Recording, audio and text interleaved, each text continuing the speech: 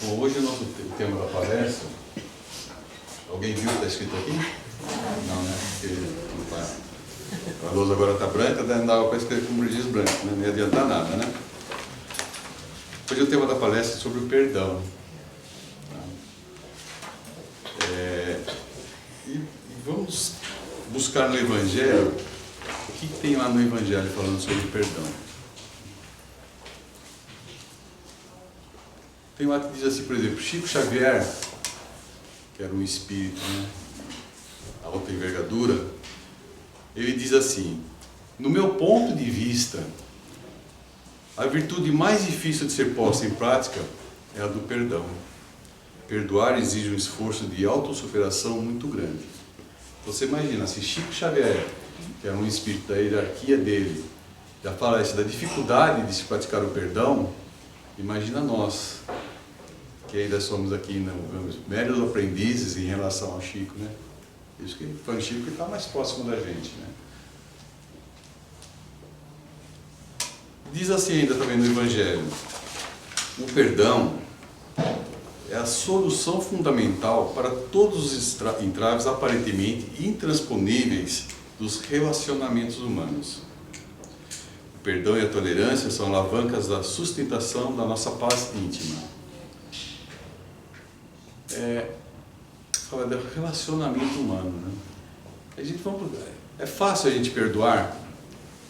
Fala assim, Jesus fala, vamos perdoar o seu inimigo, assim como nós gostamos de ser perdoados. Está no próprio Pai Nosso, nós rezamos, perdoar as nossas dívidas assim como nós perdoamos os nossos devedores. Mas a gente consegue perdoar facilmente? É difícil, né? Muitas vezes uma pessoa fala alguma coisa assim que eu não gostei, aí eu fico com raiva da pessoa. Se for uma coisa muito grave, eu vou ficar com ira, com cólera. É verdade? Aí eu falo, poxa, mas eu preciso perdoar essa pessoa, mas é tão difícil.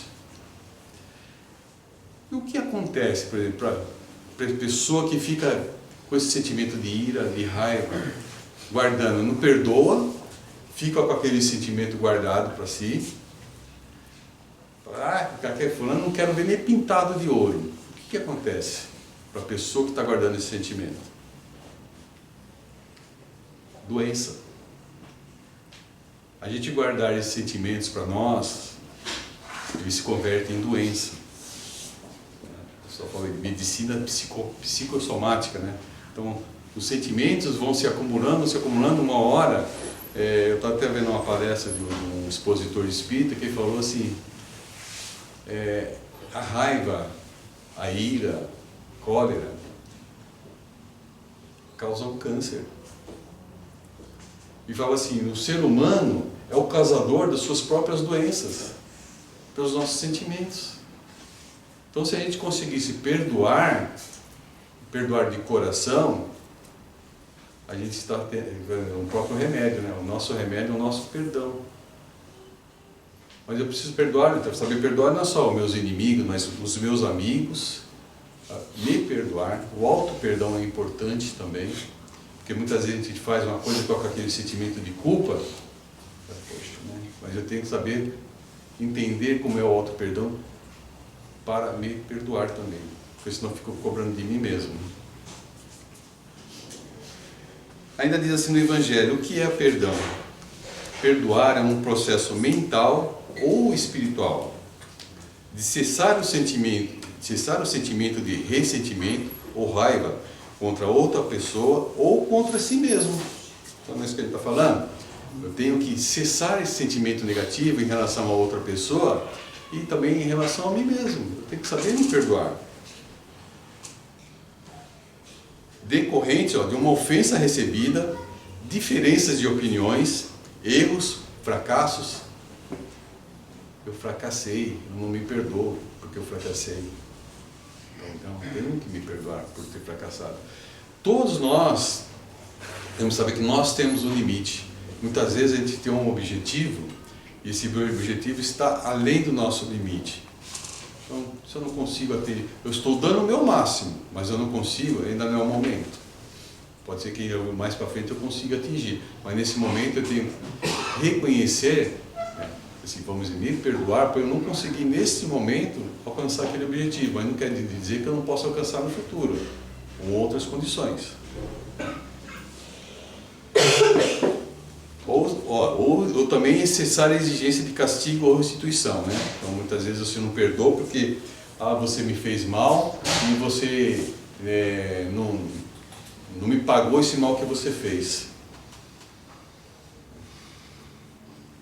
Elias, uma história está no Evangelho. Elias, certa ocasião, uma disputa entre religiosos, ele fez assim uma aposta para provar que Deus é poderoso.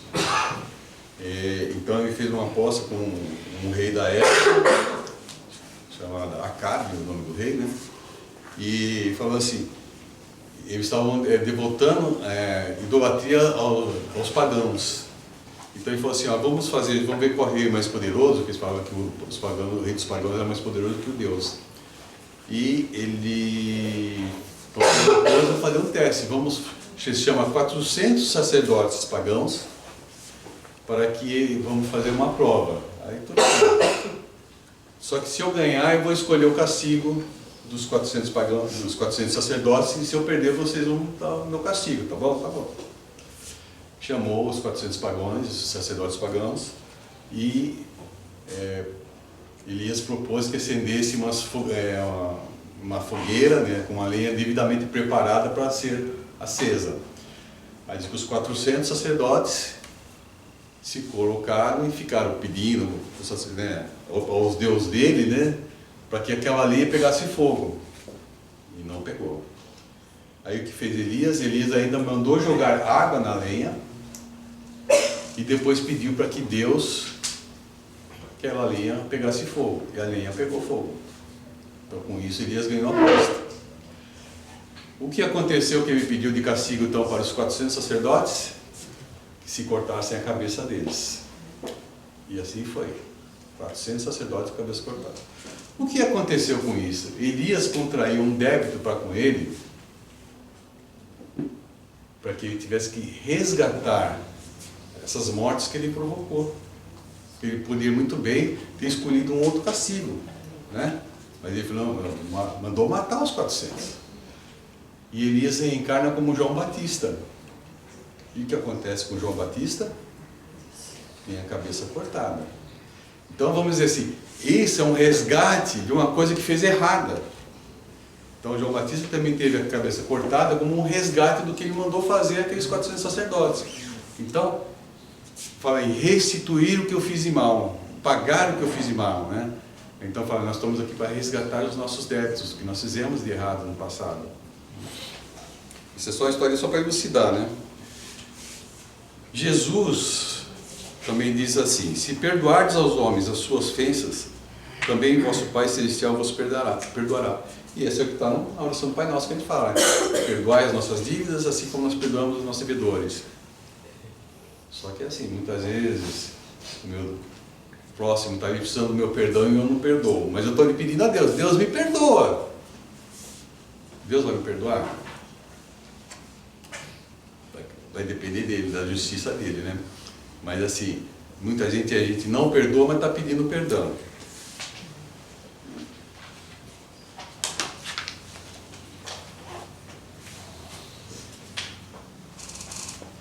Então por que isso também? O apóstolo Jesus perguntou a Jesus, quantas vezes devo perdoar o meu próximo? 7 vezes?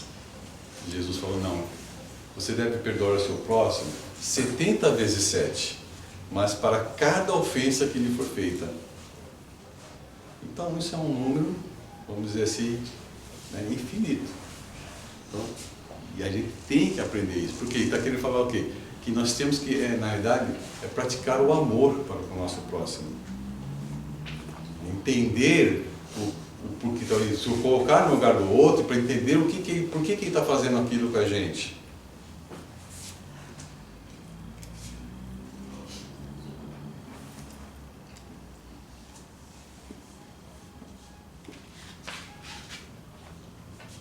Aí está aqui, Jesus responde a Pedro, né? Ele perdoarás ilimitadamente cada ofensa tantas vezes quanto ela te for feita. Ensinarás a teus irmãos esse esquecimento de si mesmo, que torna uma criatura invulnerável ao ataque, aos maus procedimentos e às injúrias. Serás brandos e humilde de coração, sem medir a tua mansuetude, para, enfim, que deseja que o Pai Celestial te faça por ti, né?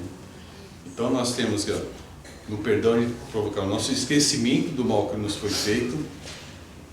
Isso nos cria, digamos assim, uma cúpula protetora para que a gente não sofra ataques de irmãozinhos inferiores, né? E para sermos também brando e humilde de coração. Então a gente, sabe, às vezes a gente fala assim, mas eu sou superior a você, eu não aceito que você faça isso. Não, nós temos que ser humildes, né? Praticar a humildade, que Jesus veio nos ensinar. E Jesus, ele veio justamente ensinar a humildade, a caridade, a fraternidade, o amor ao próximo. Falava de perdão, né? Ele falou aos discípulos, né, de 70 vezes 7. E Jesus ainda falava assim para Pedro, né? Por exemplo, não está Deus a te perdoar frequentemente? Então Deus não está nos perdoando frequentemente? E conta porventura as vezes que o seu perdão desce a te apagar as faltas? Então, a gente está contando, por exemplo, quantas vezes Deus está nos perdoando as nossas faltas? Não, né? Não conta. E ainda outra coisa, o que fez Jesus quando foi crucificado? Ele orou a Deus e pediu, perdoa-os, eles não sabem o que fazem. Foi isso que ele falou na cruz, né? Então Jesus nos perdoou na cruz, foi a sua derradeira lição para a humildade, uma lição de humildade, de amor. Então, segundo Chico ainda, Jesus se referia ao perdão em diversas oportunidades. Então, mas na hora da cruz, padecendo toda espécie de humilhação, né, porque ele foi humilhado, né, todavia a cruz que ele teve que passar, o ensinamento foi gravado a fogo na consciência da humanidade. Então, esse ensinamento de que Jesus pediu perdão para todos nós. Para Emmanuel é o mentor de Chico, né? Chico Xavier. Quem perdoa, esquecendo o mal e avivando o bem, recebe do Pai Celestial, na simpatia e na cooperação do próximo, o alvará de libertação de si mesmo, habilitando-se a sublimes renovações. Fala assim, então aprendamos a perdoar, conquistando a liberdade de servir. É imprescindível esquecer o mal para que o bem se restitui. Então, onde trabalhas, exercita a tolerância construtiva para que a tarefa não se escravize a perturbações. Então, está até falando assim, aonde nós trabalhamos? Nós temos o nosso emprego, né, onde a gente tem que praticar também a aceitação, a tolerância, o perdão, porque cada um é diferente do outro, né? Cada um está num nível de evolução moral. Então, não adianta eu ficar exigindo muito daquele que é, digamos, inferior a mim, se ele está dando um limite dele, está no limite dele. Porque cada um dá aquilo que pode.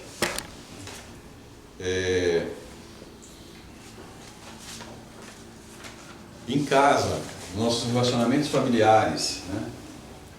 A gente tem que praticar também. Porque dentro do nosso lar é onde estão as nossas maiores oportunidades de resgates, de aprendizado e de crescimento. Então, com os nossos esposas, maridos, filhos, filhas, todo aquele nosso grupo familiar, ele é o nosso aprendizado, serve para o nosso aprendizado, a nossa evolução. Então, nós temos ali um de filho difícil. Por que é difícil? É algum resgate que a gente está tendo que tomar, fazer, né? Tem, às vezes, divergências de opiniões. Por que tem divergência de opiniões?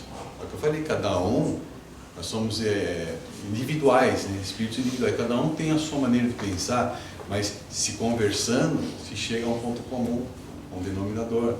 Então tem que ter o quê? O diálogo, o entendimento.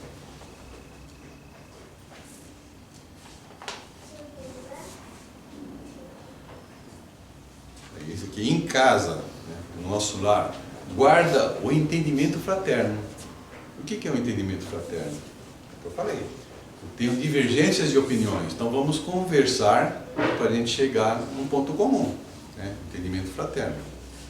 A fim de que a sombra não te algeme o espírito ao desespero, né? O que quer dizer isso? Se eu procuro esse entendimento fraterno, como é que vai estar a harmonia do meu lar? Vai estar boa, não é verdade? Por outro lado, se o meu lar é conturbado, discussões, brigas, o que vai ter no meu lar? O Domingos estava falando agora há pouco aí, né? Então tem os irmãozinhos que vão se aproveitar, que o ambiente está negativo, para ir até lá, né? E ficar lá, né? Lembra aqueles desenhos que tinham o diabinho de um lado e o anjo do outro, né? Então o diabinho vai ficar, isso, vai lá, briga mesmo, briga mesmo. O outro fala, não, calma, paciência. Então, o nosso lar nós vamos estar assim, nós vamos estar, se estivermos no ambiente de briga, a gente vai estar dando razão ao diabinho aqui, que está no ombro. Por outro lado, se eu tenho um entendimento fraterno, eu estou escutando que o meu anjinho. Né? E então, onde estiveres e onde fores, lembra do perdão incondicional, para que o auxílio dos outros te assegure paz à vida. Paz à vida. É tudo que todo mundo quer, né? Queremos paz, nós queremos assim, felicidade, queremos harmonia, queremos equilíbrio. Então nós temos que aprender isso. Primeiro, fazer ao próximo o que queremos que nos faça. Entender, aceitar, compreender, tolerar, amar. Só que é difícil isso, gente. Exige muito o quê? Orar e vigiar. Então nós temos que estar vigiando o tempo todo os nossos sentimentos, os nossos pensamentos. Poxa, no dia a dia acontecem tantas coisas que a gente acaba esquecendo, né? Assim, poxa, eu estava tão bem, agora não tô legal. Poxa, não estou legal. Então deixa eu fazer aqui uma prece, pedir para que Deus, que o nosso mentor possa nos auxiliar, reequilibrar. Então vamos conversar diariamente com o nosso mentor, né? Todos nós temos um mentor que nos acompanha. E ele está ao nosso lado esperando que a gente chame ele. Porque ele, apesar de nos intuir, nos orientar, ele espera que nós tenhamos a humildade de pedir ajuda para ele. Ele está vendo que a gente está fazendo coisa errada. Muitas vezes ele está ali sussurrando no nosso ouvido, falando, não é por aí, não é por aí. Mas a gente está tão obstinado que a gente nem ouve o que ele fala. Então vamos nos ligar mais com o nosso mentor, vamos dizer, com muita alegria que ele está nos ajudando, pode ter certeza disso, e só espero que a gente tenha a humildade de chegar e falar, olha, me ajuda, me fortalece, para que eu vença essas minhas dificuldades, que eu possa estar entendendo o meu irmão, que eu possa perdoá-lo, que eu possa aceitar as dificuldades, né, dos que estão ao meu redor, porque nós não somos perfeitos, todos nós temos que aprender. Bom, é isso aí, gente. Obrigado.